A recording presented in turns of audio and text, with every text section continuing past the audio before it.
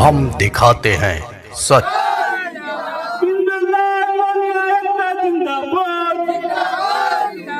नारी शक्ति जिंदाबाद, महिला एकता जिंदाबाद, पट्टा चले पट्टा चले। अब इसके साथ राष्ट्रीय जनतावादी पार्टी सोशलिस्ट जिंदाबाद, इंकलाब जिंदाबाद, कर्नल अमर सिंह चौहान जिंदाबाद, कर्नल अमर सिंह चौहान जिंदाबाद, डॉक्टर अजय जिंदाबाद, नारी शक्ति जिंदाबाद,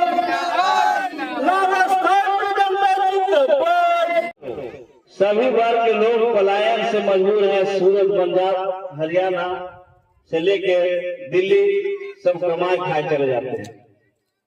बिहार के अंदर में बहुत सारी फैक्ट्रियां हैं, जैसे चीनी मिल है, बहुत सारे चीनी मिल जिसमें लाखों लोग कमा सकते हैं। लेकिन जितना चीनी मिल है उस सबको बंद कर करके सरकार मस्ती में है। ये यहाँ चीनी मिल चालू हो जाएगा तो यहाँ गरीब का रोजगार होगा। कहते हैं कि यहाँ अच्छा दिन लाएंगे।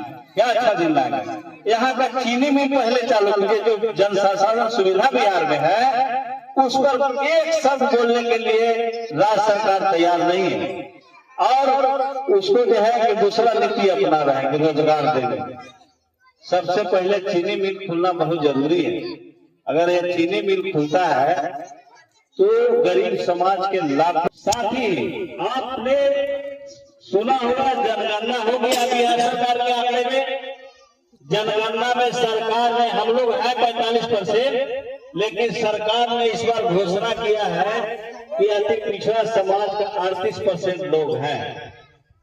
तो जब अति पिछड़ा समाज का 38% लोग हैं तो सरकार से हमारी मांग है कि आप पिछड़ा को दे दीजिए, नहीं तो ये अति पिछड़ा इस बार फेंकेगा। साथियों, अभी जो है सबसे मेन हम लोग के समाज में देखे हो कि बेलदार की संख्या गांव के गांव बसा हुआ है, गांव के गांव बसा हुआ है। जनगणना में आपका आबादी दिखाया गया है 4,53,000। ये सरासरी मेरे हिसाब से गलत है। मैं इस प्रदेश की सरकार को, सुशासन बाबू को देख रहा हूँ कि कितना उन्होंने सुशासन किया है। हमने तो देखा है जितने गांव घूम रहे हैं, आप लोगों के साथ कल भी हमने वो दिया है, और देख लीजिए हर गांव का विकास। ना कहीं भी नाली नहीं, कहीं उनके लेटरिन करने की व्यवस्था नहीं है। हमारी माताएं बहनें अगर उनको कोई पेट खराब हो जाए दिन में तो कहीं जा ही नहीं सकती हैं। तो और पंचायत घर नहीं है जहां पर वो अपने गांव की समस्याओं का समाधान बैठकर कर सकें, वो भी नहीं है। कोई स्कूल नहीं है, जबकि सरकार कहती है कि अगर हमारे 400 वोटों वाला भी गांव है उसमें एक प्राथमिक विद्यालय होना चाहिए, वो भी नहीं है। लेकिन विद्यालय वो कहाँ खुलवाएंगे जब ये सरकार केंद्र की सरकार 90,000 बेसिक प्राइमरी स्कूल और कॉलेज बंद कर दिए सरकारी। तो अब यहाँ पर क्या खुलवाएगा? लेकिन जो कभी नहीं खुले तो अब क्या खुलेंगे? लेकिन खुलवाना चाहिए। उसके लिए हम पुरजोर कोशिश करेंगे कि गांव के बच्चे गांव में ही पढ़ें, ज़्यादा दूर वो न जा सके। तो उसकी बात 20 सितंबर के नाम पर कुछ नहीं है।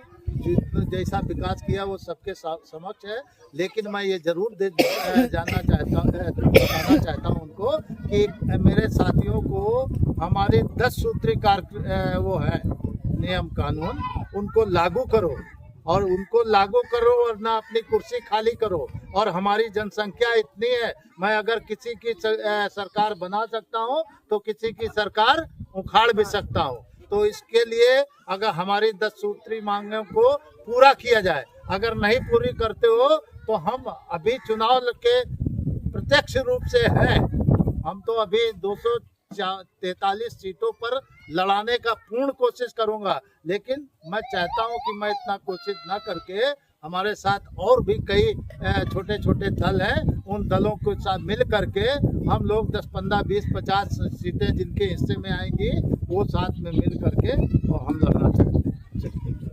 गांव जब तक लोग घूमेंगे नहीं तो गांव की समस्या तो जानेंगे ही। इसीलिए गांव घूमना जरूरी है कि भाई 78 साल के बाद हम लोग एनडीए सबको सरकार बनाएं, लेकिन हमारे समाज के लोग के साथ साथ पूरे समाज के साथ समझिए कि बहुत बड़ी परेशानी है कि गांव में न विकास है और न कोई जो है कि खास करके जगह सरकार जो है विधानसभा में दे रहा है। ये बड़ी लड़ाई है कि विधानसभा जो चुनाव अब आ गया है तो ये सरकार को दिखाने की जरूरत है कि अब जो है बिन बेदार लोग, ये समाज जाग चुका है, अब इसको ठगे का काम कोई नहीं कर सकता। 20 सितंबर के आएंगे, इतना तो जरूर है कि हम लोग पहले भी बात किए थे, लालू जी से भी मिले थे, तेजस्वी जी से मिले थे। उन्होंने मंच से सब जगह संचालन करके कहा मिलने के बाद कि भाई बिन बेदार नोनिया को हम इस बार 10 वोट टिकट देंगे। तो हम लोगों ने कहा था, इसलिए आज तैयार हैं। अब देना उनको काम है, नहीं देते हैं तो भाई हम लोग 243 पर लड़ेंगे। 243 में लड़ेगा। इसलिए भाषण नहीं सुनने को मिलेगा, यहाँ समाज का एक एक चीज का जो है ना परिवेश हम लोग गांव घूम घूम कर करेंगे, अभी भी करेंगे, चुनाव के बाद भी करेंगे। तो